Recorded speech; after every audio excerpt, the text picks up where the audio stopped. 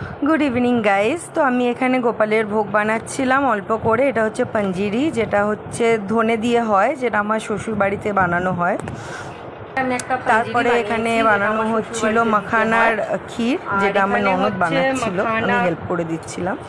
এখানে আমি তালটা ঘষে নিচ্ছি, তার কারণ আজকের একটু তালের পায়েস বানাবো। আর এইদিকে আমার ননদ করছিল ঘিয়ের ওপর বরফ ঘষে মাখন বের করছিল। দেখো কি সুন্দর মাখনটা বেরোচ্ছে আস্তে আস্তে।